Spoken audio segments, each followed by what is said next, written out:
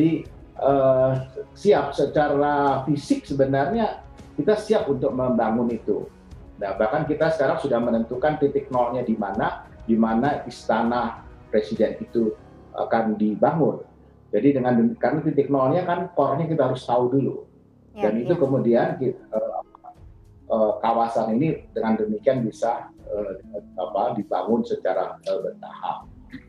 Nah, kapan ini Pak untuk dimulai dilakukannya groundbreaking Pak pembangunan ibu kota baru, kapan timelinenya nih Pak? Seperti apa juga timeline?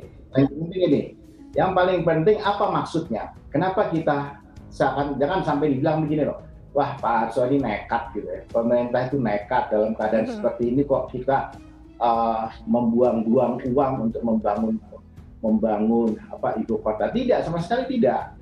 Kita justru hanya akan memberikan stimulan saja dari APBN. Jadi APBN tidak akan diganggu banyak-banyak dalam hal ini, ya kan?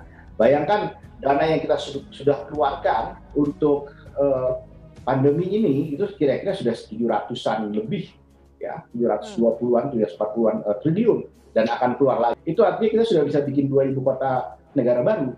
Nah, karena itu kenapa kita tidak, ya kan? Sekarang kita hanya memberikan stimulan saja, kan kita akan menggerakkan swasta nasional untuk mau membangun ibu kota negara. Dengan demikian, ekonomi ada kontribusi dari asing juga atau tidak Pak? Investor asing Pak? Kenapa? Ada kontribusi dari investor asing atau tidak? Kita belum bicara asing. Kita ingin menggerakkan para pengusaha domestik dalam negeri.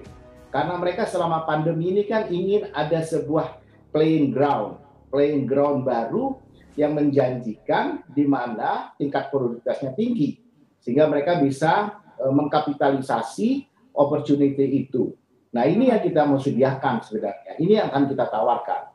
Nah, jadi misalnya pembangunan perumahan untuk ASN, ya, untuk aparat sipil negara, itu saya kira tidak harus semuanya dibangun oleh negara. Kenapa tidak misalnya disediakan oleh para pengusaha kita, pengusaha swasta kita, kemudian pemerintah nanti akan menyewa. Itu kan sebuah business opportunity. Demikian juga untuk office. Nanti ada mixed use di sana. Tetapi infrastruktur dasar public utility akan disediakan oleh pemerintah, mulai dari listrik, air, dan juga pengelolaan dari sampah. Kemudian kita akan berusaha menggunakan energi baru terbarukan.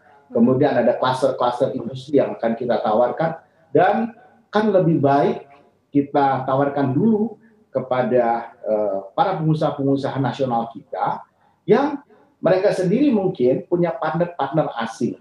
Kalau mereka punya partner asing, mereka lebih pas dengan bahasa B2B untuk bersama-sama membangun ibu kota negara. Oke, nanti skema yang disiapkan nih Pak untuk kerjasama mungkin dengan para pengusaha lokal nanti akan seperti apa nih Pak yang disiapkan oleh pemerintah sendiri Pak?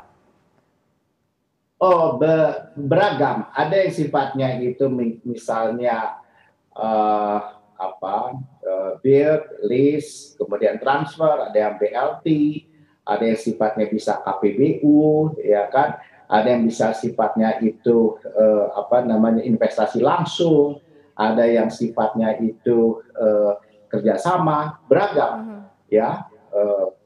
Misalnya lease langsung, kemudian kita beli, itu transaksinya beragam. Tetapi yang paling penting adalah ada playing ground, sebuah business opportunity yang bisa kita berikan sebuah arena kepada para pengusaha nasional kita. Itu intinya untuk menggerakkan ekonomi. Jadi kan biasanya dalam situasi seperti ini, ya kan kita memerlukan playing ground baru, ya, sebagai pusat produktivitas untuk menggerakkan seluruh sektor-sektor itu sedemikian rupa. Nah, kenapa tidak ibu kota negara kita dorong ke arah sana? Jadi dia bisa menjadi salah satu lokomotif yang kemudian menarik pemulihan ekonomi kita secara